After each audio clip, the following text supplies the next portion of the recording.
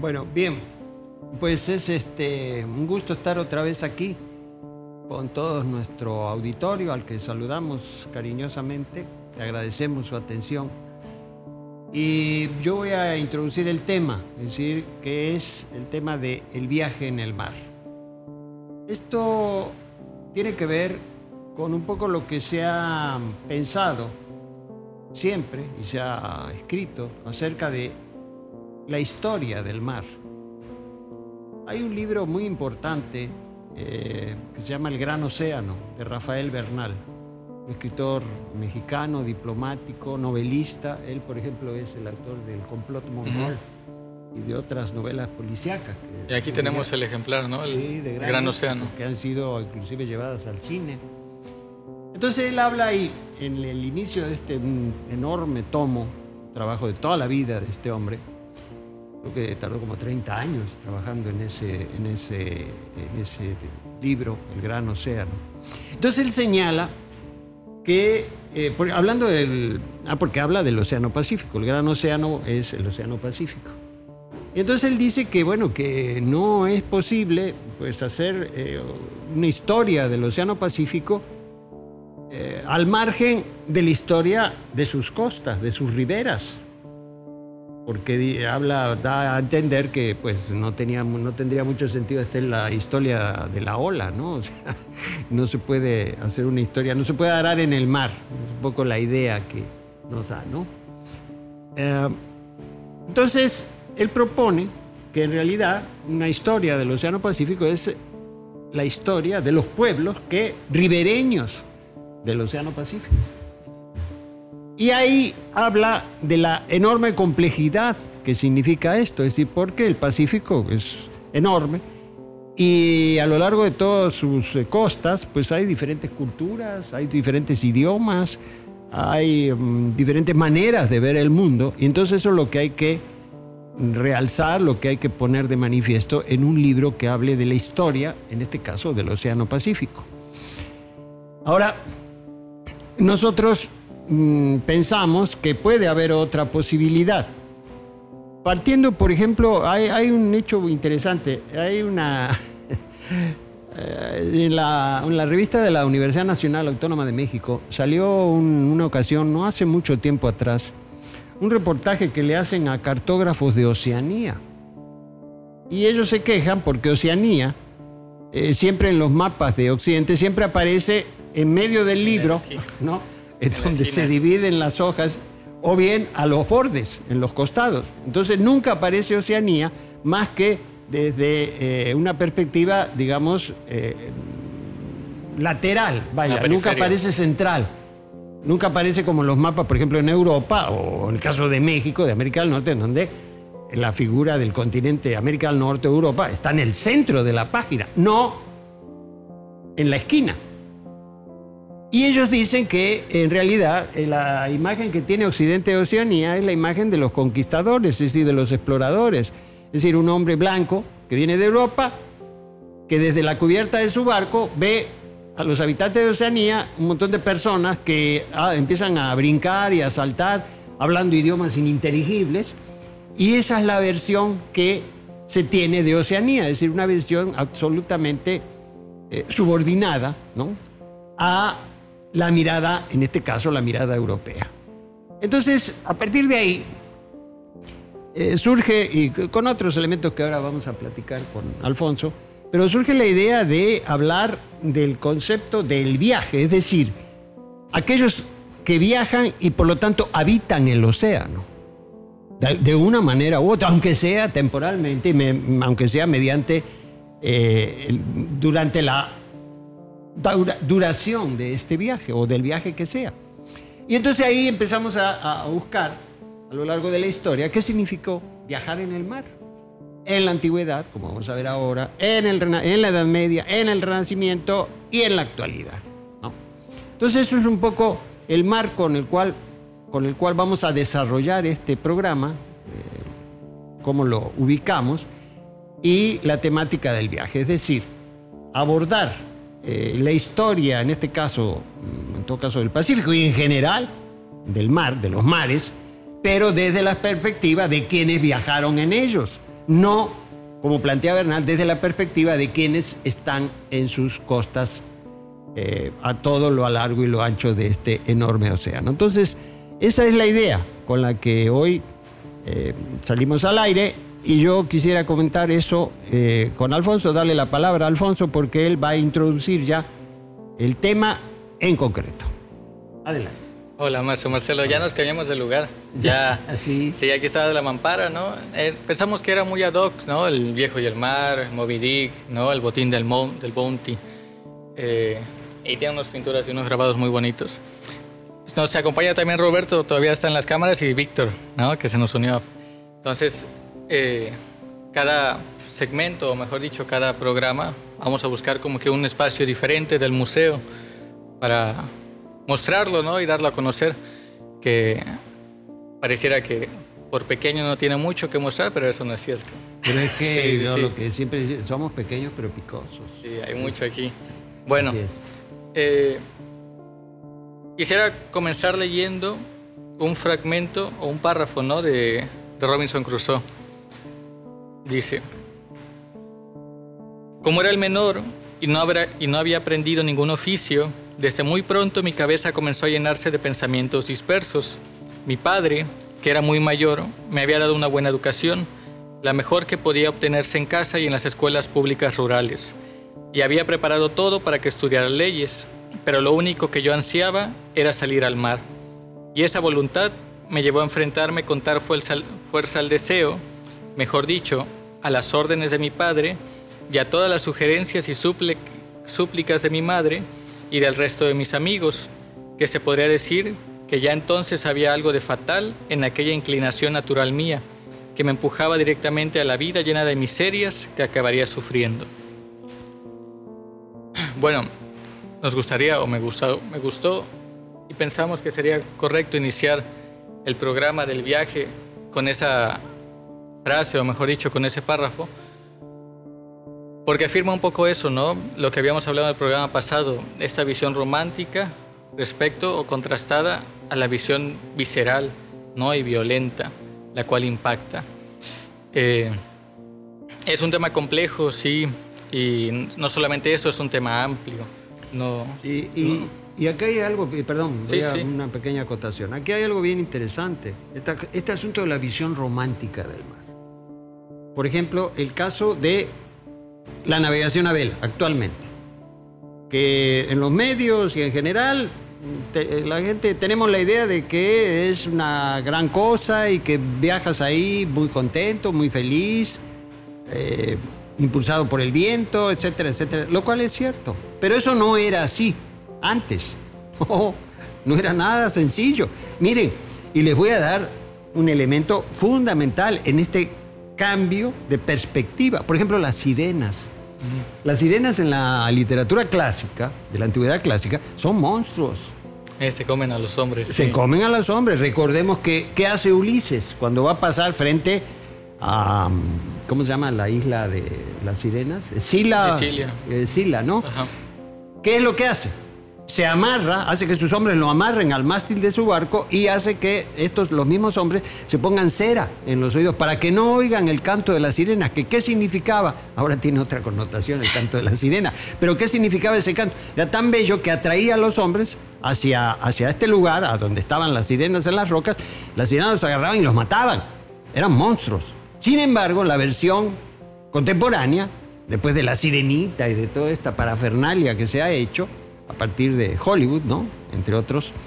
No, la sirena es un ser hermoso, agradable, es más condescendiente con los hombres y todo lo que ustedes quieran. Es decir, sufre la imagen de la sirena un vuelco de prácticamente 180 grados.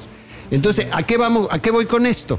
Es decir, a que lo que vamos a enfrentar aquí son diferentes versiones del viaje en el mar. Y esas versiones están condicionadas por los paradigmas culturales, inclusive ideológicos de cada época. No es al margen, esto no aparece como por arte de magia. Entonces, es una acotación que yo quería señalar con el caso de Robinson Crusoe. Y después vamos a hablar, tengo otra pequeña cápsula, acerca de qué tiene que ver Robinson Crusoe con Acapulco. Hablaremos de eso más adelante. Sí, bueno, como el tema es amplio, comenzaremos como todo, por el principio. Por el principio. Sí, por el principio. Aristóteles decía. ¿Cómo era concebido el viaje en la Edad Antigua, Marcelo, ¿no? Esa sería la pregunta. ¿O quiénes viajaban en la antigüedad? Hay que aclarar algo aquí. Y yo creo que eso en cualquier clase de historia valdría la pena. Detenerse un momento a pensar que los seres humanos de la antigüedad concebían el mundo de manera distinta a como la entendemos nosotros. Desde las nociones de tiempo hasta las nociones, claro está, ¿no?, de esperanza de vida, ¿no? Es decir, la forma que tenían de relacionarse con el mundo que los rodeaba y con los otros era diferente. E incluso, o mejor dicho, las cuestiones de la movilidad social y todas estas cosas que entendemos hoy en día como de ascenso de clases y todo eso, no era algo como tal pues que existía. Si tú nacías en una determinada, podríamos llamarlo, ¿no?, clase social, uno nacía, moría, crecía ahí. Así es. Sí. Entonces, ¿qué mejor ejemplo para hablar de los viajes en la antigüedad pues que los clásicos, ¿no? Ulises, ¿no?, la Ilíada, la Odisea, el Gilgamesh y la Eneida, ¿no? ¿Quiénes son las figuras que viajan dentro de estos textos literarios? Bueno, son figuras con poder, ¿no? Son figuras que representan a un Estado, pero sobre todo tienen tres propósitos, ¿no?, fundamentales. Su viaje está subordinado a su función social, pero también está subordinado a una cuestión política, económica o religiosa, ¿no? No es igual el Gilgamesh que busca o que viaja con Enkidu tratando de encontrar la inmortalidad a Ulises, sí, ¿no?, o Aquiles, ¿no?, que viajan. Bueno, el viaje de Ulises de regreso es diferente, ¿no? Pero en un principio hacia Troya se perseguía otra cosa, claro, ¿no? Entonces, primero comprender eso, ¿no? El viaje en la antigüedad está atada como a esta figura de héroe trágico, ¿no? El héroe en el cual no existe el yo dentro de la psicología como tal, porque eso es una noción moderna, sí, pero se ve subordinado, ¿no?, el viajero a su función social, ¿no? Viaja de acuerdo a la figura que ocupa dentro de un estatus, ¿no?, dentro de una sociedad, y por ocupar esa posición es que puede también viajar, ¿no? No es como ahora, vamos, no existía el turismo. Es más, yo me atrevería a decir, Alfonso, si me permites, que en nuestro tiempo el viaje es una elección. Yo puedo elegir viajar o no viajar, quedarme en mi casa o salir, ¿no? En este concepto, lo que está planteando Alfonso, eso no existía. Es decir, el viaje era una manifestación, era la expresión de un destino. Sí. De ahí lo trágico, es decir, un destino inevitable, ¿no? Entonces ya había una especie de predeterminación. Incluso Edipo, ¿no?, cuando viaja a encontrarse... El caso de Edipo es el más paradigmático, ¿no? Sí. Se da cuenta que, bueno, que se casa con su mamá y tiene hijos y de repente pues queda ciego. O sea, es el paroxismo, o sea, el viaje que te lleva a una locura, finalmente, y a la ceguera y a la muerte. Pero eso es el destino. Sí. Eso no lo elige el viajero, no. Eso ya está ahí. Y al viajero lo único que le toca es llegar y poner de manifiesto, hacer manifiestas estas fuerzas del destino. Recordemos, en la literatura de la antigüedad clásica, el destino, las erinias, por ejemplo, en el teatro griego, las diosas eran los representantes del destino, es decir, los representantes de tu futuro o del futuro de la humanidad en este término. Entonces, ese concepto que es de la antigüedad, bueno, acaba con la antigüedad, cambia. Sí. De hecho, el mismo, ¿no?, conocimiento del destino, yo ayer que estaba estudiando el tema, lo veía, ¿no?, que los viajeros, al menos estas figuras, ¿no?, literarias, sí obtienen conocimiento dentro de sus viajes, pero no un conocimiento del yo, sino un conocimiento de sus límites. Claro. ¿No? Claro. Hasta dónde ellos son capaces de llegar. Sí. ¿Sí? Y a partir de eso lo asumen. Sí. Sí. En esto es bien claro el caso de Ulises cuando llega a la isla de Circe. Y que ahí, bueno, pues tiene una relación con la reina del lugar, que es una... Y de repente le va muy bien, pero de pronto dice, no, yo me tengo que ir. Sí, tengo que acabar con esto. O sea, volvemos ahí, tengo que cumplir mi destino. Por más que yo esté aquí bien cómodo y a todo dar y muy contento y feliz, lejos de los peligros y las truculencias del mar, no, yo tengo un destino. Sí. Y eso es inevitable. Sí, también me gustaría aclarar que aunque estamos hablando de literatura occidental, no europea, bueno, en Asia pudo haberse entendido de manera diferente, sí, ¿no? Sí, sí. Aclara en Asia. Sí. Sí, pero es importante. Sí. Ahora, no es tampoco, eso es curioso, ¿no? Las etapas de la historia no cambiaron de un día para otro. No. O sea, no es que de un día para otro dijeran, no, ya acabó la edad antigua, sí, ya me dedico a otra cosa. Ahora no. Somos medievales, ¿no? No. Al igual, no pasaron así como se cambian de ropa. Fue un proceso gradual, ¿no? Y lento, y de hecho, incluso hoy en día quedan muchas reminiscencias de todo eso. Tal es la cosa, mejor dicho, el mejor ejemplo es que seguimos conservando, quizá en algunos lugares o ciertas personas, mucho de ese imaginario, ¿no? Fantástico o incluso de deber, ¿no? O mítico. Pero, ¿a qué es a lo que voy? Conforme fue avanzando ya la Edad Media, ¿no? Como tal, la otra noción que se generó del viaje es este viaje que se hace en una búsqueda de la divinidad, ¿no? En la búsqueda de una deidad, sea la que sea, ¿no? Sea positiva o negativa. Cuando se comienza a descubrir, ¿no? Ampliar, aquí tenemos el mapa de Ortelius, ¿no? Sí, cuando se comienza a descubrir ya el mundo, incluso tenían esta noción, ¿no? De que si cruzo un paralelo me voy a evaporar o me voy a quedar con el borde. Gran abismo total. Sí, ¿no? O me va a comer un monstruo. Ajá, ¿no? Voy a encontrar el paraíso, ¿no? Sí, tenía incluso esta idea de que el paraíso era un lugar en la tierra, sí, claro, que se había despojado, ¿no? Y si uno lo buscaba, lo podría encontrar. Entonces, sí, los héroes o las figuras medievales buscan, ¿no? Esta idea de la divinidad. Y digo, tenemos a Dante, ¿no? Tenemos a Debris, pero yo creo que la mejor idea que ilustra esto es el Quijote, ¿sí? Y ahí nos podemos detener un montón. La geografía, bien lo explicó, ¿no? Cuando estaba hablando de Oceanía, ¿no? Sí. La geografía sí sirve como tal al poder.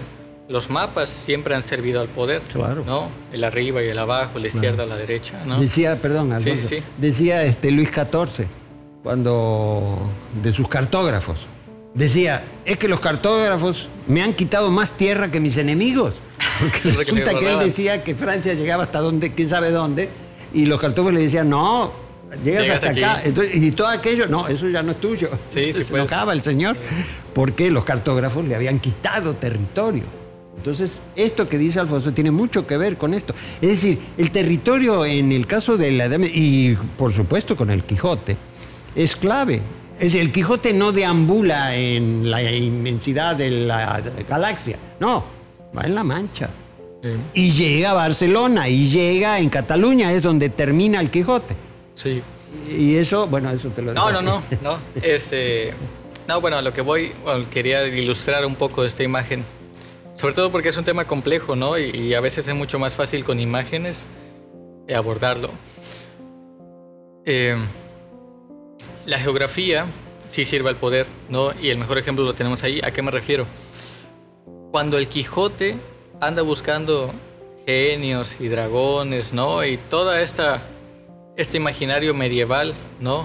Ya en una España, pues que políticamente está consagrada en el sentido que existe un dominio de sus partes, ¿no? Ya se había hecho la reconquista y todo esto. No lo encuentra, ¿no? El Quijote no encuentra nada de eso en España, no. Pero en la misma época y en la misma temporalidad, en América, los cronistas e incluso otras personas afirmaban que existía, ¿no? Todo este imaginario fantástico. Sí. Sí.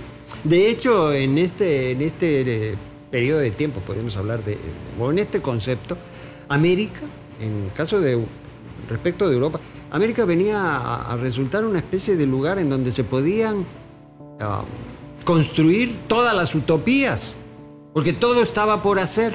Sí. Esta idea de la América despoblada, que no había nada y todo se podía hacer, bueno, eso sirvió de inclusive de excusa para la colonia, para la conquista, para masacrar a medio mundo. Es decir, no, Tenochtitlan, no, ¿cuál Tenochtitlan? Va todo para afuera, derrumban la ciudad y hacen la Ciudad de México, ¿no? Pero con ese concepto, esa idea de que América era un territorio virgen, sobre el cual se le podía moldear como se les antojara la gana. Y por eso es que en muchos casos, por ejemplo, la traza de las ciudades, de nuestras ciudades latinoamericanas, es la traza, la forma de damero, la traza cuadricular, que es una utopía del Renacimiento europeo. Pero ya no podían realizarla porque las ciudades en Europa pues ya estaban. Sí. Entonces no era cuestión de tumbar todavía las ciudades, no, eso no pasaba. Bueno, pasó en algunos casos, como en el caso en París, ¿no? Con los bulevares de París. Pero bueno, entonces, en el Quijote aparece esto. Esta búsqueda, este viaje. ¿Por qué el Quijote viaja? ¿Qué necesidad tiene de hacerlo?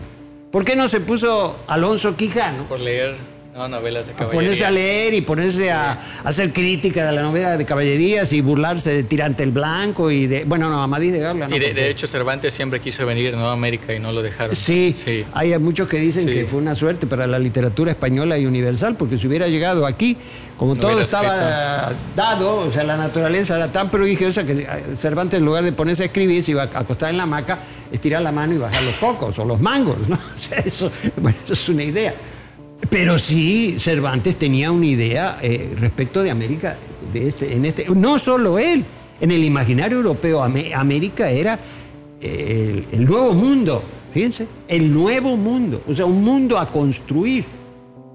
Entonces, la búsqueda del Quijote, el viaje del Quijote, también es un viaje que podríamos decir es un viaje hacia el mar o en el mar, es decir, hacia la búsqueda de lo que en el caso del Quijote se considera los monstruos y todas estas, los famosos molinos de viento, que terminan siendo gigantes. Y aquí, bueno, pero ya vamos a hablar del Quijote, ese no es el tema. Entonces, termino con un hecho que a mí me gusta mucho señalar.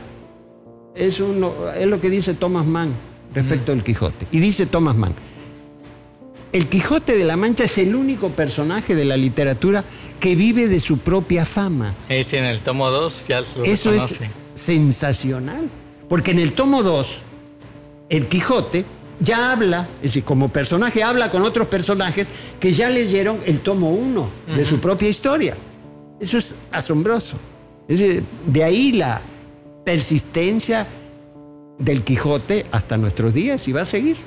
Entonces, eso es importante. El Quijote es el único personaje de la literatura que vive de su propia fama. No, es fantástico.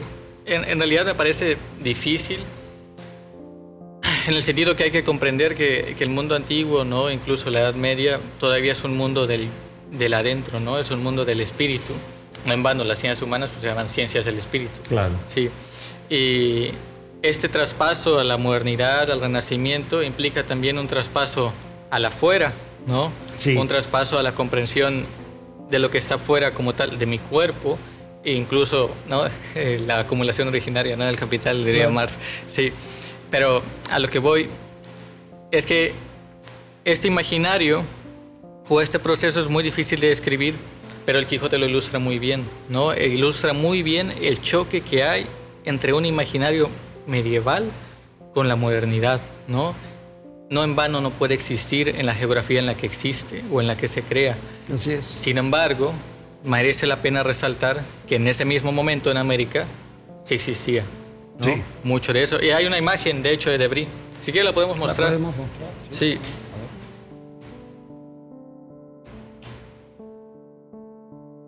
Si quieres, Aquí está. yo lo volteo. Sí. Si quieres leer el... Esta. Sí, religión y divino culto de los indios, ¿no? Aparece... ¿Qué es esto? Es una figura semihumana, Sí. con pies de gallo y cabeza Una de figura cabra. mítica, Sí. mitológica, una especie de... Parece una fantástica. un cerbero, pero no son cabezas de perro, son como de águila o serpiente, sí. Pero bueno, imágenes como esta, el maestro Marcelo nos puede hablar del libro. ¿De qué año es el libro? Bueno, este es un libro muy importante. Hagan de cuenta, era la tele de la época.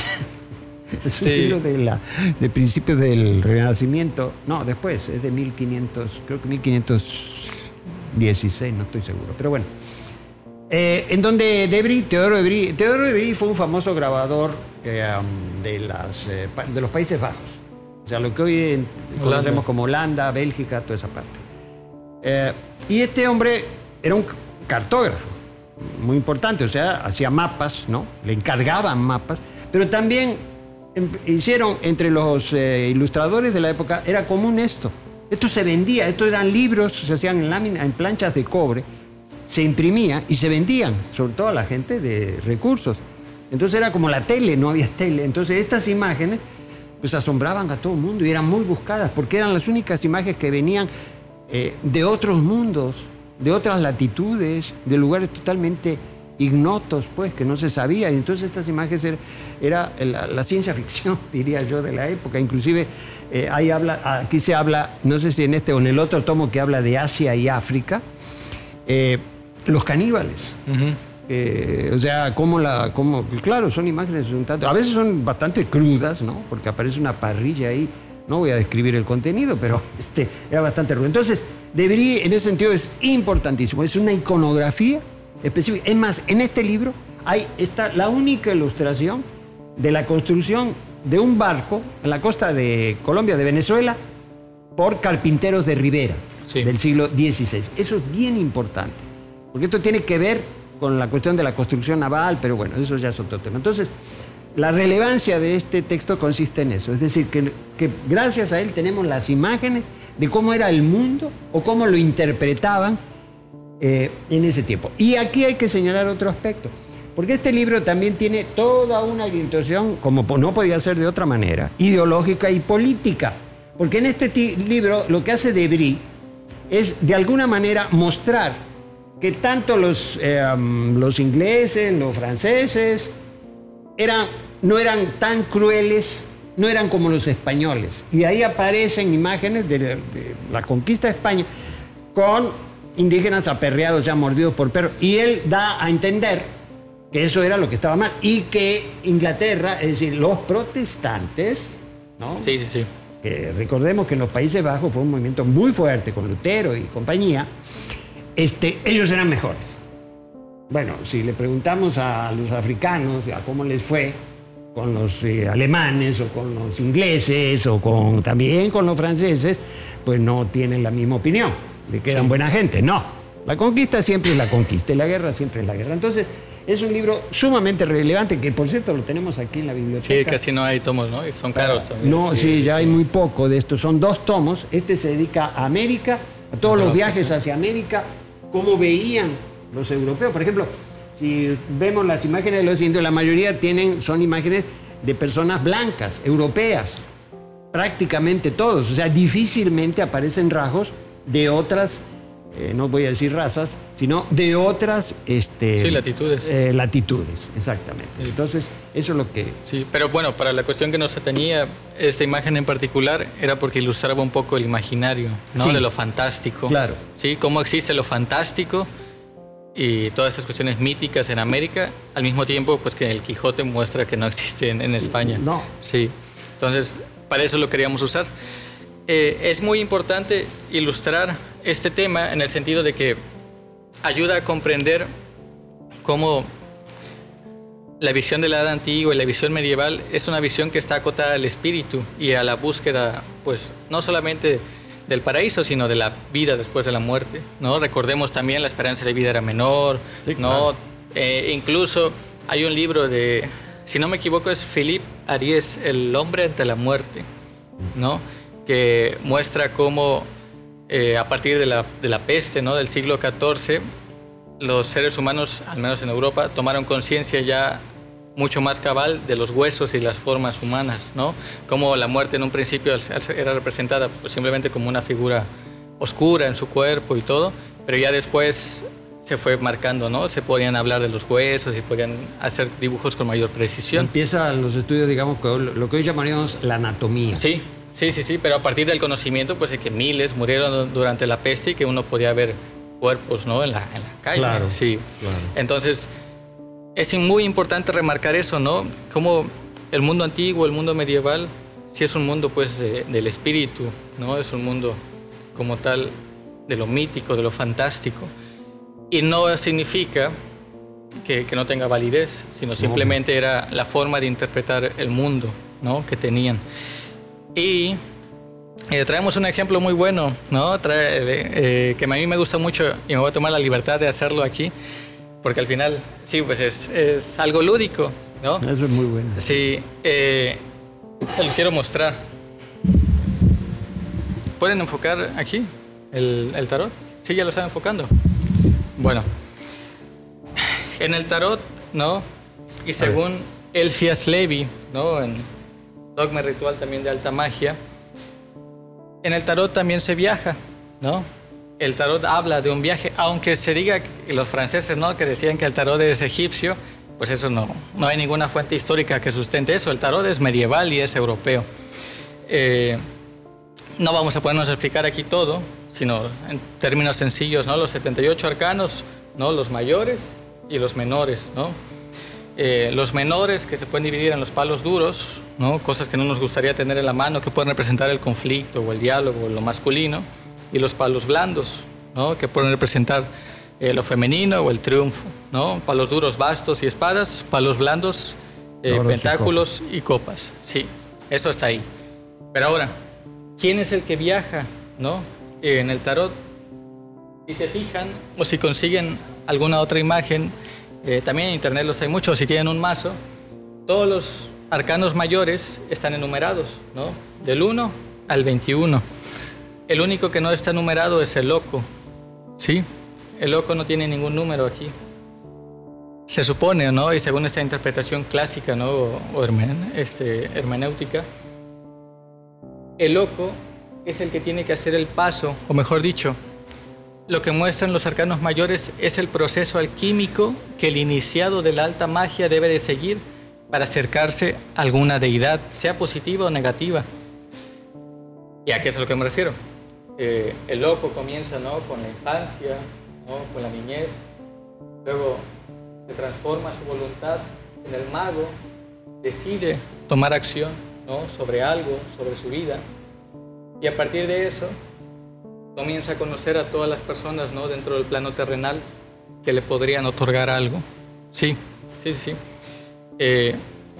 Ahora, conforme va avanzando, ¿no? Ya pasa de ser mago a afianzar su voluntad y conocer a las personas dentro del plano terrenal. Incluso Colón, ¿no? Va a ver a los reyes. Aquí está la sacerdotisa, la emperatriz y el emperador. Colón también, antes de viajar, va a ver a los reyes. Luego está el sumo sacerdote, ¿no? Y aquí comienzan las cuestiones metafísicas, ¿no? El amor, podría decirse, ya después del sumo sacerdote siguen los enamorados. Pero aquí es a lo que voy. El conocimiento respecto a la religión y el amor es como que las primeras experiencias metafísicas que tienen los seres humanos, ¿no? Es decir, sí, porque el amor es lo primero que uno siente y que podrían no tener palabras para describir porque lo siente, ¿no? La muerte chiquita. Sí, como dirían los franceses. Así es. Incluso hay otra frase, pero no estoy seguro si sea real, que en el Pentateuco Adán no podía ver directamente a los ojos, ¿no? A los ángeles o a los santos, no, como los ángeles sí como tal en el paraíso, y solamente los podía ver a través de los ojos de Eva, ¿no? Entonces, no sé si sea como tal, sí, pero... Una reivindica. Sí, no, a lo que voy es que tiene que ver con esta metafísica, ¿no? Del amor, del desborde. Entonces, el loco sigue emprendiendo su viaje, ¿no? Llega a esta parte de los enamorados y todo. El triunfo, ¿no? Con el carro, también, la victoria. La primera virtud platónica, la justicia. Después, el conocimiento de un maestro con el ermitaño, que le enseña sobre el vaivén de la fortuna y también sobre la fuerza o la disciplina que se deben de tener para conocer y afianzar, ¿no? La voluntad. Y después está el loco, ¿no? Mejor dicho, el colgado, ¿sí? Que habla sobre el sacrificio, ¿no? Y no solamente eso, sobre el descenso también a los infiernos. No en vano, la carta que sigue es la muerte, ¿no? La carta sin nombre. Aquí es a lo que voy. Todos los héroes medievales descienden a los infiernos también, ¿no? Es cierto. Y sí descienden, sí, a obtener este conocimiento de qué, de sus límites. Sí, no en vano salen aquí estas virtudes, ¿no? La virtud platónica, la justicia, la fuerza. Luego hay otro más adelante que está la templanza. Sí, aquí está, de hecho, la que sigue es la templanza, ¿no? También aparece el diablo, ¿no? Que se puede interpretar, sí, como conocimiento, pero también, ¿no?, como vicio. O cosas, ¿no?, que atan a uno. Aparece la torre inmediatamente, que aunque puede significar, sí, la caída de Adán y Eva del paraíso, las cartas también se pueden leer al revés, ¿no? Y puede significar el ascenso. Y dentro de este ascenso aparece la estrella, ¿no?, que es Venus, la búsqueda de la estrella de la mañana y de la noche, ¿no? La búsqueda de un lugar, la luna, de revelación de los secretos, el sol, que es la vuelta a casa, el juicio de todo lo ocurrido, y termina con el mundo, que es el volver a empezar, ¿no? Se cierra la rueda como tal. Es decir, dentro de estos dispositivos, y esta explicación es muy vaga, ¿no?, pero dentro de estos dispositivos y literatura medieval también se viaja, y se puede dar, el tarot da muestra de ello, ¿no?, de un viaje dentro de los arcanos mayores, y al igual está Dante, ¿no?, incluso todos los otros textos no literarios, ¿no?, incluso el Quijote también se habla de un viaje, aunque, como lo hemos matizado, tiene sus propósitos simbólicos, ¿no? Sí, que son completamente, sí, y varían entre épocas, ¿sí? Sí. Entonces, como vemos, el viaje tiene diferentes motivos. Yo quisiera aquí mencionar que en nuestro tiempo han cambiado mucho esos motivos. Es decir, nos enfrentamos a un problema como lo que hemos visto en la prensa últimamente, el problema de la gentrificación, que está íntimamente relacionado con el turismo. Sí, que ya vamos a llegar para allá. Sí, ya vamos a llegar para allá. Vamos a llegar para allá. Sí. Entonces esto lo vamos a mantener pendiente un momento. No sé si sobre esta línea quieres... No, solamente nos gustaría acotar un poco más, traspasando ya este periodo, pues ya llegamos al Renacimiento, la modernidad, y el mejor ejemplo de esto, pues Moby Dick, ¿no? Claro. Robinson Crusoe, y esta perspectiva, ¿no? El viaje como ese proceso que rompe la estabilidad burguesa, o como esa promesa de enriquecimiento arribista, ¿no?, e ilícito. Así es. Incluso se da la época dorada de los piratas y todo esto. Sí. Entonces, no en vano, Robinson Crusoe en su texto, cuando comienza, habla, ¿no?, de que, bueno, más adelante eso no lo leí, ¿no?, pero más adelante su papá dice que no quiere que salga a viajar o que se vaya al mar, porque pues eso es propio de hombres locos, ¿no?, o ansiados, pero también porque en su casa ya tiene una estabilidad. Claro. Y si lo hace, la va a perder. Así ¿no? es. Y de lo que se trata es de eso, ¿no?, de mantener, ¿no?, esa estabilidad burguesa. Sí.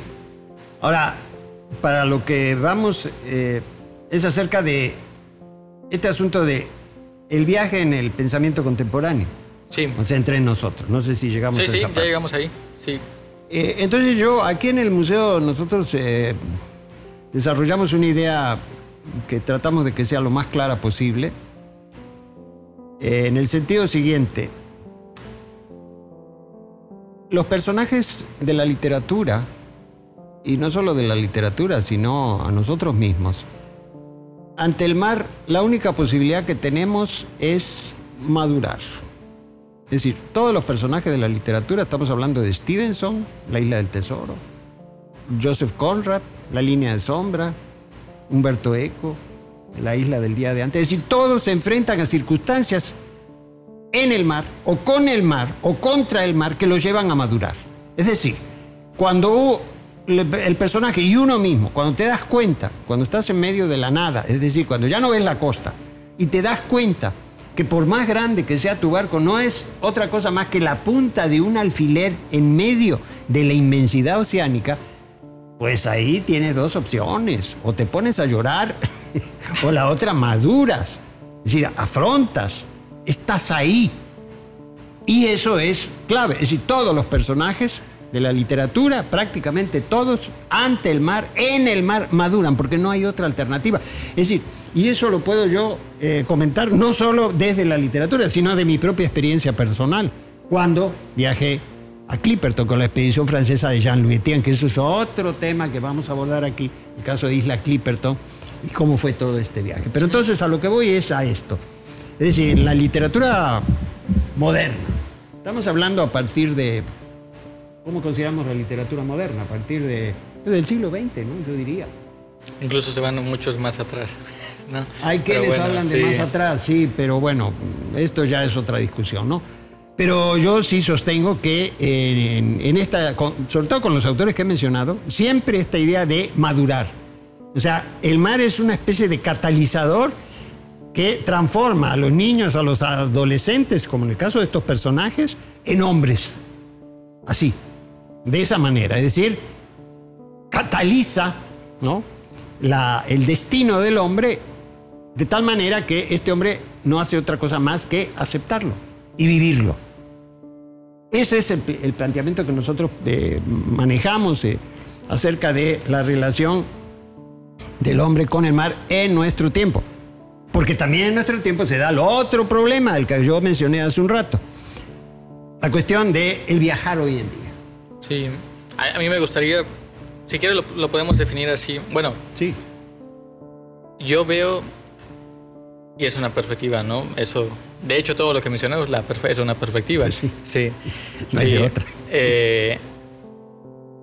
Ya en la época contemporánea habría que comprender pues que ya existe el yo, ¿no? El yo tal y como lo entendemos, ¿sí? Entonces, el viaje implica un proceso psicológico, ¿sí?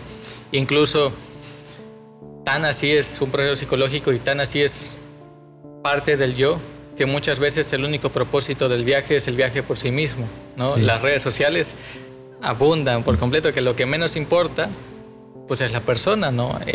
Yo fui a ese lugar y como tal lo subo, y eso abunda, ¿no? Pero yo noté estas dos perspectivas, ¿no? Existe como que este viaje, quizá lo puedo llamar así, ¿no? Es una libertad que me puedo tomar, ¿no? Este viaje burgués, que es la búsqueda de lo mismo, la búsqueda de la estabilidad, que es acrítico, que es apolítico, ¿no? Que tiene que ver con el turismo, con el goce, con lo instantáneo, que es voraz, ¿no? Y que tiene que ver completamente con un consumo desmedido de lo que sea, donde uno llega. Y el mejor ejemplo sería, no, pues yo voy a ir a Venecia, ¿a qué? Pues a hospedarme en un hotel 5 estrellas y ir a comer McDonald's, ¿no? Tal como lo puedo hacer aquí, ¿no? O sea, lo que hago aquí lo tengo que ser capaz de ser allá. Y dentro de ese proceso no debo de sentir ningún malestar, ¿no? Todo tiene que estar asociado al goce. Tiene que ser suave, ¿no? Liviano. Incluso el jet lag no me tiene que pegar, ¿no? Pero también está esta otra noción, ¿no? Y lo puedo llamar así también, ¿no? Este viaje antropológico, ¿no? Que tiene que ver con la búsqueda de la diferencia, ¿no? Exacto. Con la búsqueda de lo otro, con el permitirse sentir el malestar, el encuentro, el reconocimiento de la diferencia. Es decir, tú eres diferente a mí, yo soy diferente a ti, pero no por eso ni uno ni otro vale más. Incluso dentro de este viaje antropológico surgen dos conceptos que son, bueno, podría llamarme, ¿no? No sé si lo sentimos muy íntimos hoy en día y quizá muy contemporáneos, ¿no? La cuestión del refugiado y de los migrantes. Sí. Los refugiados y los migrantes son personas que viajan, pero a diferencia quizá de la edad antigua, pues no viajan por un deber o por honor, sino se ven obligados, ¿no? Prácticamente a hacer ese periplo. Sí. Entonces, a mí sí me gustaría acotar, ¿no? Como dentro de la edad contemporánea pueden existir estas dos figuras, ¿no? Del viaje. Y bueno, de autores, pues siempre, ¿no? Ray Bradbury, Jack Kerouac, ¿no? Los vagabundos del Dharma. Hasta Thoreau, ¿no? Que habla que no es necesario viajar o recorrer una larga distancia para estar viajando. Bueno, y el ejemplo de Kant, comentábamos nosotros hace unos días, de que nunca salió de su pueblo, Königsberg. O Julio Verne, ¿no? También que no salió de París. Nunca se movió de París y anduvo por todos lados. Sí, entonces... Según, ¿no? Sí. Ahora, esto es bien interesante lo que planteas, porque el viajar hoy en día no está exento de contradicciones. Y pongo una bien clara, los cruceros. Resulta que los cruceros son barcos diseñados de tal manera que, en primer lugar, tú no sientes que estás en el mar, que no se mueve. Están equilibrados por computadora, tienen aletas que mantienen... Es más, en la propaganda, en algunas comerciales, publicidad de propagandas de navieras, te muestran un castillo de naipes hecho en un crucero, según el guión, que no se cae. O sea, el barco no se mueve. Entonces la pregunta es, ¿para qué te subes a un barco en el cual todo está hecho para que ni siquiera te des cuenta que estás en un barco? Esa es una primera contradicción. Ahí hay un problema. Porque realmente los cruceros pues son hoteles flotantes, nada más que en lugar de ser verticales son horizontales. Sí. Pero un barco como los últimos que están votando, que 5.000 pasajeros, 2.500 tripulantes, pues es una ciudad, es un hotel. Entonces ahí viene una contradicción. Es decir, pero esto tiene que ver con un concepto que se desarrolló en turismo y en el cual Acapulco participó activamente. Era aquella idea de los años, ¿qué? 50, 60, hasta los 70, en donde yo como viajero iba a un lugar en donde iba a tener exactamente la misma cosa que yo tengo donde vivo. Y tiene que ver con la globalización. McDonald's, ¿no? Todo lo que yo necesito, etcétera, etcétera. Y entonces la pregunta, entonces, ¿para qué viajas? Ahora, lo que dice Alfonso es correcto, porque hay otra versión de todo esto. Es decir, buscar la diferencia. Es decir, yo viajo para ver cómo es el otro, para descubrir al otro. Y en el descubrimiento del otro también me descubro a mí mismo. Eso es importantísimo. Hay un ejemplo dramático de las expediciones al fin del mundo. Los viajes que se hacen en el último tercio del siglo XVIII hacia Alaska, Vancouver, ¿no? En Vancouver, en la bahía de Nootka, hay un caso de un comandante de uno de los barcos que llegan ahí, que de repente está en la cámara del barco, y entonces le tocan la puerta y llega un marinero. Oiga, ¿quieren hablar con usted? Le dice. Ah, bueno, sí, ¿quiénes? No, pues dos señoras. Son señoras Inuit. O sea, Inuit es el nombre originario de los esquimales de toda esa zona, del noroeste de América. Ah, bueno, sí, diles que pase. Y la señora llega y una de ellas saca un bulto, ¿no? Un pañuelo enrollado así. Lo abre y adentro hay la mano y un pedazo de carne de lomo de niño. Y que se lo traen para vender, para que coma el señor. Cuando este hombre ve eso, dice, pues pierde el control. Dice, ¿a dónde he venido yo a dar?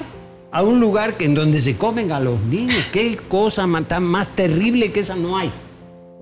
No hay. Y el tipo se encierra en su cámara y está como 2, 3 días, ahí están las crónicas, sin salir, porque el tipo estaba aterrado diciendo, pues, ¿qué es esto? ¿Qué lugar es este? Sencillamente, ¿qué fue lo que pasó? No entendió ni le importó al otro, el otro. ¿Por qué pasa eso? Porque en aquellas latitudes la proteína animal pues no sobra. Sí. Entonces los niños que nacían enfermitos, que no podían, pues ¿qué hacían? Pues se los comían, porque no había otra posibilidad en fríos y largos inviernos de aquellas latitudes al norte de América del Norte. Entonces, y por eso precisamente esa exposición, el subtítulo de esa exposición, que es Los viajes al fin del mundo, que tenemos aquí, es la visión del otro. Sí.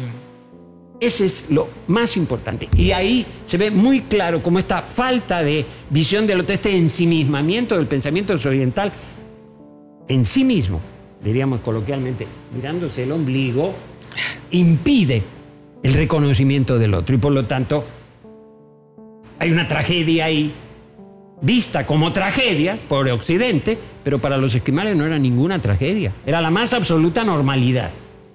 Sí. Entonces, esto tiene mucho que ver con todo esto que estamos hablando, es decir, con el viajar. Y esta otra concepción que menciona Alfonso, yo creo que es la que, por lo menos es la que nosotros abonamos y la que más nos interesa, es decir, descubrir, que sea un viaje de descubrimiento, pero no solo de descubrimiento a ver qué me encuentro del otro lado del mar, no, de descubrimiento de uno mismo. Eso es lo más importante. Por eso hablamos de madurar en los viajes por mar. Es inevitable. No para todos, porque hay unos que... No, y es difícil, ¿no? Yo creo que Bueno, también vale la pena resaltar que la perspectiva de este viaje dentro del turismo, ¿no? y voraz, instantáneo y de consumo ha generado muchísimos problemas. Muchísimo. ¿No? Tanto en Venecia como en Acapulco, ¿no? Por poner un ejemplo, en Madrid, la Ciudad de México, todos los lados donde se hace ese consumo y ese viaje masivo, ¿no? Que es de consumo así instantáneo. Así es. No trae cosas positivas, al menos... Muy poco. Sí, estaba viendo la otra vez un documental que incluso ya en Venecia tienen un reloj para ver cuántas personas siguen ahí bueno, de las venecianas que viven ahí, y que cada vez que se va una persona van descontando. Lo van descontando. Sí. Pues sí. Sí, no son buenas noticias. Y en Acapulco, muchos de los grandes problemas que tiene el puerto es por esa perspectiva. Así es. ¿No? Incluso me atrevería yo a afirmar aquí que Humboldt no tenía esa perspectiva de viaje como turista, para nada lo tenía. No lo tenía, no. Tenía una perspectiva científica, no una perspectiva de descubrimiento, de pregunta, de duda, más no de llegar a consumir y vivir tan apacible como él con los millones. Bueno, toda la herencia que tenía, bien se podría haber quedado en su casa. ¿No? Y qué bueno, palacio. Fíjate que qué bueno que mencionas a Humboldt, porque esto me sirve a mí para hacer una distinción muy clara entre viajeros y turistas. No es lo mismo. Sí. El turista empieza a partir de la Revolución Industrial. Es decir, cuando comienzan las grandes reivindicaciones sociales, obreras en Inglaterra, que los obreros, la semana inglesa, en fin, se acotan los horarios, entonces empiezan a tener tiempo libre. Tiempo de ocio, como se le dice. Y entonces empiezan a visitar las playas de Inglaterra, diferentes lugares, y ahí comienza el turismo. Entonces, hablar de turismo antes de eso, pues es una contradicción. Un anacronismo. Es un anacronismo, exactamente, absoluto, porque no puedes hablar de algo... Es decir, no puedes calificar un fenómeno que se da ahora, trasladar mecánicamente esa concepción, esa definición a fenómenos anteriores. Sí. Eso no se puede. Pero sobre todo, pues, la perspectiva, ¿no? Yo creo que es importante. Humboldt no tenía esa perspectiva. No. Él mismo no se concebía como un turista. No. Era un viajero, un científico. Sí. Se concebía como científico. A mí me gustaría, bueno, le voy a leer otra frase. Adelante. De este libro de Una soledad demasiado ruidosa, ¿no? El autor es checo, si no me equivoco. Me lo regaló un amigo, ya tiene. Plantea muy bien, en mi opinión, como que esta dicotomía, ¿no? Entre un viaje apolítico, ¿no? Acrónico por completo, y un viaje con cierta perspectiva, ¿no? Dice: sus planes de vacaciones en Grecia me dejaron completamente abatido. Yo nunca he visitado la antigua Grecia a no ser en los libros de Herder y Hegel, o de Nietzsche, con su visión dionisiaca del mundo. Nunca he hecho vacaciones. Mis vacaciones se evaporan en el trabajo atrasado, porque un día de ausencia no justificada, mi jefe me quita 2 días de vacaciones, y si me tomaba algún día de fiesta, yo mismo me lo hacía pagar y quedaba a trabajar porque mi subsuelo y el patio se llenaban tanto de papel que era incapaz de prensarlo todo. Y por eso cada día, durante estos 35 años, he experimentado el complejo de Sísifo, que tan bien describió el señor Sartre y aún mejor el señor Camus. Cuanto más paquetes se llevan, más papel llega, y así siempre hasta el infinito. En cambio, la brigada del trabajo, del personaje, está siempre al día. El sol ilumina sus cuerpos efebos griegos, y esos jóvenes pasarán el verano en la Helade sin saber nada de Aristóteles, ni de Goethe, ni de la inmortalidad de la Grecia antigua, frescos como una rosa. Sí, entonces, y bueno, si queremos ser más cercanos, tenemos esta perspectiva de los youtubers que viajan y hacen videos de viaje, pero completamente acríticos al lugar a donde llegan, incluso legitimando posturas casos, y cuestiones que pues no son admisibles. Entonces, vemos a lo largo de todo esto, yo no sé cómo andamos de tiempo. Sí, tenemos tiempo todavía. ¿Sí? Ah, bueno. ¿Cómo los hombres, bueno, también las mujeres, ¿no? Hemos viajado, pero con propósitos distintos a lo largo de la historia. Sí. O sea, el viaje no lo podemos reducir a lo que entendemos ahora por viajar, para explicarnos cómo se viajaba en la antigüedad. Eso no podemos. Entonces, ¿qué estamos haciendo aquí? Desmontar ese concepto del viaje de acuerdo con los parámetros culturales, ideológicos, políticos, sociales de cada época, porque no hay de otra. Es decir, nosotros no vemos una manera de encarar esta situación más que esa. Es como si yo le dijera aquí de que la ruta Acapulco-Manila, la ruta del Galeón de Manila... era un viaje turístico. Era un viaje turístico, eso. Sí, no. Eso es contradictorio por definición. Porque la ruta Acapulco acaba en 1815, entonces el turismo no existía, no había ni siquiera el concepto. Es lo mismo que este mapa que tenemos aquí. No sé si lo pueden ver. Bueno, es un mapa, este mapa es de un cartógrafo también de los Países Bajos, Abraham Ortelius, es de 1570. Entonces, ¿a qué voy con esto? Miren, prácticamente si vemos, por ejemplo, el caso de Europa, de África, un poco América del Norte, aunque esta costa no es tan hacia así, sino que es más hacia el norte, pero vean Sudamérica. O sea, Sudamérica prácticamente está irreconocible de acuerdo con los mapas que todos conocemos hoy, que inclusive nos enseñan en la escuela. Pero, ¿cuál es la cuestión aquí? Es que esto no es producto de la ignorancia del cartógrafo, no. Esto es producto de la visión del mundo que existía en ese momento. O sea, el mundo así era. No hay otra posibilidad de conocimiento del mundo más que por medio de su representación. Porque si no, el mapa total de Borges. Sí. O sea, según Borges, habría un mapa total, el mapa perfecto, sería aquel que reproduce milimétricamente cada aspecto de la realidad. Es decir, aquel que reproduce este micrófono, la mesa, lo que estamos haciendo aquí. Eso no existe. Pero señala un límite de la cartografía. Y el otro límite de la cartografía, pues como todo, es el tiempo. Esto es... Vaya, es la imagen satelital, si me permiten la expresión, de la época.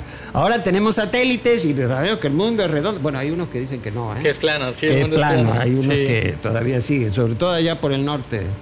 En fin, plano, sí. Que es plano. Ellos son los planos. Pero bueno, entonces a esto voy. Ahora, ¿cómo se llega a esto? A esta imagen. Viajando. Porque los cartógrafos entrevistaban a los comandantes de los barcos. Cuando regresaban y le preguntaban, oye, ¿y por dónde estuviste? Y a ver, cuéntame de aquel lado. Entonces iban incorporando a las imágenes, las imágenes que les narraban los comandantes de los barcos, inclusive algunos hasta hacían dibujos. Sí, la descripción. Cartas de navegación, en fin, todo eso lo incorporaban.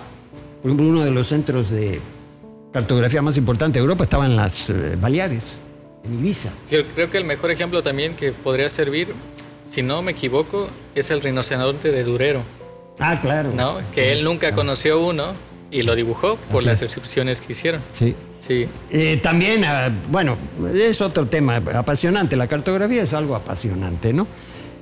Podríamos hablar de por qué está esto aquí, ¿no? Habría que preguntarse por qué. Porque esto se supone que el Polo Sur, la Antártida. Pero resulta que la Antártida es vista por primera vez por los ingleses a mediados del siglo XVIII. Entonces, ¿cómo Ortelius en 1570, de dónde sacó Ortelius en 1570 esta imagen, este concepto de que había un gran continente en la parte sur del planeta? Pero eso vamos a hablar más adelante, en otro programa. Y por último, antes de cerrar, sí, me gustaría rescatar un poco cómo la única, bueno, no sé si sea la única, ¿verdad? Pero una constante que ha sobrevivido en la historia de la humanidad y en los viajes han sido los barcos de vela. Ah, bueno. Sí. Eso está bien. Sí, no, es cierto, ¿no? Y incluso hoy en día existe la Vending Glove, ¿no? Si quiere, podríamos hablar un poquito sobre eso, ¿no? Sí, bueno, claro, tiene razón, Alfonso, y está muy bien eso. Hoy en día la navegación a vela, pues prácticamente está concentrada, o la que existe, es la navegación deportiva. Es decir, las regatas, las carreras de barcos, ¿no? Se llaman regatas. Por ejemplo, aquí en Acapulco, el último fin de semana de cada mes, se hace una regata en el Club de Yates, que tiene un reconocimiento internacional, etcétera, etcétera, etcétera. Hay regatas importantísimas como la Transpac, que son las de las más famosas del mundo. La Transpac es la Transpacífica, San Diego, Hawái. Otras más, pero hay una que es la más, diría yo, la más difícil del mundo. Es una regata que se corre cada 4 años, se llama la Vendée Globe. Sale de Francia y de ahí regresa y consiste en dar la vuelta al mundo sin escalas, sin asistencia, una sola persona. Y en solitario. En solitario, ¿no? Y no te puedes parar, nadie se te puede acercar a ayudar, que no sé qué, porque vas para afuera.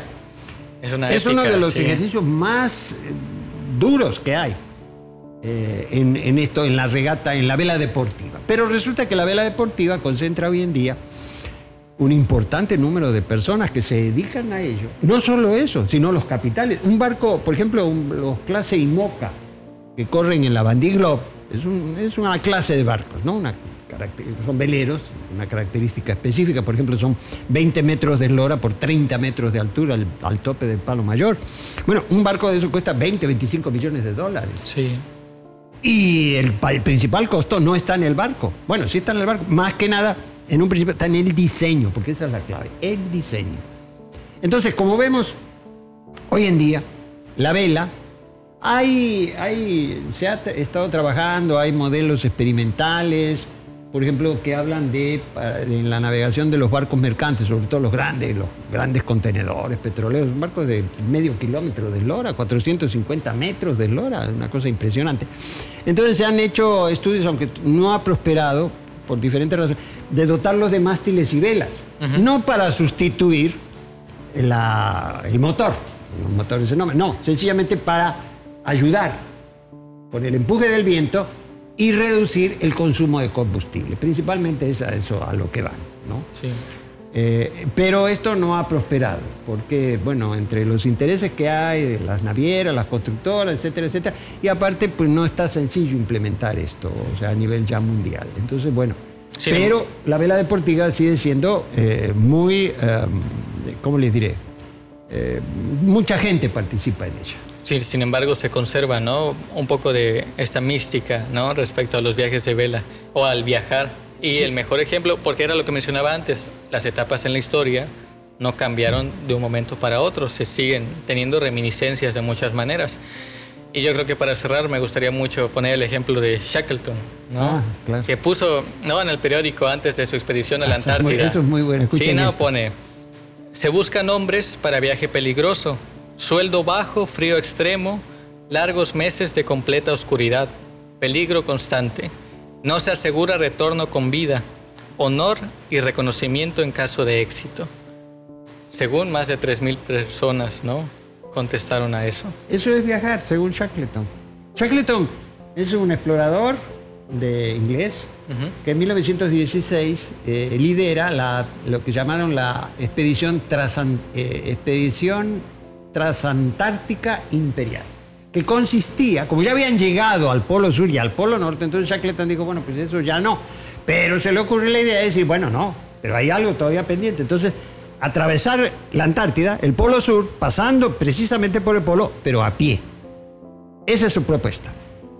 Fracasa en eso porque se quedan atorados en el hielo. Bueno, es una odisea que tenemos aquí en los libros, el libro este de Walter Lansing, La prisión blanca, es espléndido sobre este viaje de Shackleton. Cuando iban a salir, en 1914 salieron, pero justo estalla la Primera Guerra Mundial. Entonces Shackleton, no es en el 14, es en el 16, cuando Inglaterra decide entrar en guerra, en la Primera Guerra Mundial. Entonces Shackleton va y se entrevista con Churchill, que era, en esa época no era primer ministro, sino ministro de Defensa de Inglaterra. Y le dice que, bueno, que él duda de salir con su expedición hacia la Antártida porque él quiere defender y quiere quedarse a defender a Inglaterra de aquellos bárbaros, ¿no?, los alemanes, en fin. Y Churchill le dice, no, váyase, porque es cierto, hay que defender Inglaterra, pero también en la defensa de Inglaterra son muy importantes los símbolos. Sí. O sea, Inglaterra necesita, le dice, casi textualmente, necesita algo en qué creer para mantenerse firme, para seguir batallando. Y eso es muy importante. Y ni uno solo de los hombres de Shackleton murió. Ni uno. Él se comprometió a sacar a todos sus hombres con vida. Se quedaron 28 meses atorados en el mar de Bering, ahí en la Antártida. Sí. Y salieron milagrosos. Hay un pasaje cuando navegan que tienen que salir de la isla del Elefante, porque ahí llegan, pero no llega nadie. Entonces deciden ir hacia las Georgias del Sur, que ahí había una estación ballenera, creo que noruega o sueca, creo que noruega. Y entonces se lanzan con una de las balleneras, con una lancha de 9 metros de eslora, que era una de las del barco. Por cierto, el barco, el Endurance, aplastado por el hielo, ya no, acabó ahí. Y entonces van por el estrecho de Drake, abajo de la Tierra del Fuego, abajo del estrecho de Magallanes. Y ahí van navegando en la noche y con un viento tremendo, unas olas gigantescas, y de repente Shackleton voltea así y ve una claridad arriba. Entonces piensa, ya se siente aliviado, que ya va a amanecer, o sea que ya va a acabar una noche que fue terrible, terrible, entre olas y no sé qué, pero de repente se da cuenta que no es el amanecer, que no es el alba en el cielo, no, es una ola de 26 metros de altura. Nosotros decimos que una ola de esa altura no te mata del golpe, te mata del susto, porque cuando ves llegar eso, dices, no, pues hasta aquí llegué. Vientos de 140 kilómetros por hora, 40 grados bajo cero, y a pesar de todo eso... Y navegaron con astrolabio, ¿no? Sí, así. Y navegando, que no podían bien, porque el comandante del barco, ahorita se me escapa el nombre, que viaja con él, era un excelente navegante el tipo. Entonces buscaba el sol para con el sextante poder establecer la posición de esta lancha. Y no podían, de repente estaban así, de repente se abría, salía el sol y andaba ahí con el sextante y logró mantener el barco en rumbo y llegaron a las Georgias. Un espléndido. Vamos a hablar, ese es otro tema del cual vamos a hablar. Fantástico. Y más existen fotografías, ¿no? Sí. Y Shackleton no solo eso, nos dio un lema para aquí al museo. Porque la historia del museo tiene sus... Algún día vamos a hablar de esto, sus avatares. Y el lema de Shackleton era, que nosotros adoptamos, resistir es vencer. Así decía. No sé si vamos terminando con esto. Yo quisiera nada más comentar algo que prometí, la relación de Robinson Crusoe con Acapulco. Ah, sí. Eso está bueno. Resulta que Bull Rogers, un corsario inglés, tiene una pelea con algunos de sus hombres, y especialmente con uno de ellos, un escocés, que se llamaba Alexander Selkirk. Hay una discusión ahí, posiblemente lo más lógico, no tengo los detalles, no tenemos información hasta ahora de eso, pero se han de haber peleado por el botín, porque ¿qué otra cosa se iban a andar peleando? Corsarios. Bueno. Total que la pelea, y entonces Rogers baja a Selkirk, lo deja en el archipiélago de Juan Fernández. Es un pequeño archipiélago que son 3 islas, que están frente a la costa de Chile, como a, creo que 600 millas náuticas de la costa de Chile. Y ahí lo deja tirado y se va. Y este hombre, pues como puede, se refugia en una cueva y poco a poco, ¿no?, encuentra la manera de ir sobreviviendo, con plantas, con animales, en fin, todo eso. Y sobrevive ahí 3 años, en esas condiciones. 3 años después de que lo dejan ahí, pasa otro corsario inglés, William Dampier, y lo recoge. Este cuate venía, como todos los corsarios ingleses, ¿cuál era su propósito? Pues asaltar los barcos de la ruta Acapulco-Manila, para quedarse con todas las riquezas que traía. Pero no encontró nada, pasó por acá, le fue muy mal a Dampier porque intentan atacar un barco, pero el barco, el San Vicente Ferrer, pero era más grande que él y casi lo mandan al fondo. Entonces la tripulación se molesta con él porque dice que era un improvisador. Él no era un navegante, era un aventurero, que de repente dijo, vamos a hacer dinero, y ahí se viene. Bueno, regresan a Inglaterra y cuenta la leyenda que Alexander Selkirk, en un momento dado, en un pub, una de las cantinas, ¿no?, de allá de Inglaterra o de Escocia, cuenta entre sus amigos que estaban ahí echándose su cervecita, cuenta cómo le hizo para sobrevivir allá en medio de la nada, ¿no?, en el Pacífico Sur. Entonces cuenta qué hizo y todo. Y hay alguien que lo escucha atentamente y toma nota de lo que él dice. Y ese alguien se llama Daniel Defoe, o sea, el autor de Robinson Crusoe, que tropicaliza, como se dice, ¿no?, tropicaliza la historia y la pone en el Caribe, ahí cerca de frente a Venezuela, por ahí, y ya no en el Atlántico Sur. Entonces, también Robinson Crusoe pasó por Acapulco. Bueno, Sí. con esto yo creo que Sí, no sé no. si cerramos, a ver. No, pues nada, agradecerle a Roberto y a Víctor, ¿no? Que estuvieron aquí al pendientes en la grabación. Claro que sí. Y pues el propósito del programa, al menos de este tema en particular, era marcar, ¿no? De manera teórica cómo concebimos nosotros, ¿no? El viaje. Así es. E incluso un pequeño borrador respecto a cómo se ha podido entender a lo largo de la historia. Que aclaramos, es un borrador, o sea, es demasiado extenso como para una hora. Y también para no cansar ni nada. Sí, Sí. bueno, y sobre todo aquí el tema es amplio, ¿no? Por ejemplo, hablar de la vida cotidiana en los barcos, eso nos llevaría a otro programa o más. Sí. Entonces, pues sí, yo también quiero agradecer en primer lugar la atención de todos de nuestro auditorio, agradecerles eso. Segundo, agradecer a nuestros compañeros, nuestros jefes de máquinas, ¿no? Ah, y también que el otro video, el primero, fue muy bien recibido. Sí, Ah, sí. gracias, sí, a todos. Sí. Sí, muchísimas gracias porque fue un éxito. Bueno, ya lo saben ustedes. Entonces, Sí. un agradecimiento muy, muy fuerte para todos ustedes, para ambos, pues, porque la verdad que les agradecemos mucho todo esto. Y bueno, no sé, vamos a dar a conocer pronto cuál va a ser el próximo demo. ¿Ya lo tenemos? No, todavía no, ¿verdad? No, Hay que no está pensar claro. un poquito. Sí. Sí, porque hay Pero el varias... próximo lunes se sabrá. Sí, sí, es que como hay tantos temas, de repente, y no es por presumir, pero en cierto modo nos cuesta un poco de trabajo elegir cuál. Y no solo elegir cuál, sino el cómo también, ¿no? Es decir, que sea lo más agradable posible, eso sí. Eso Sí. Y siempre buscamos tener alguna referencia gráfica. Sí, Sí. sí. Y también referencia, por ejemplo, con nosotros, con Acapulco, con nuestro trabajo, que eso es muy importante. Bueno, entonces, una vez Y más, pues nada. muchísimas gracias a nuestros técnicos. Gracias. Gracias, Bye. gracias. Y nos vemos aquí en el próximo programa.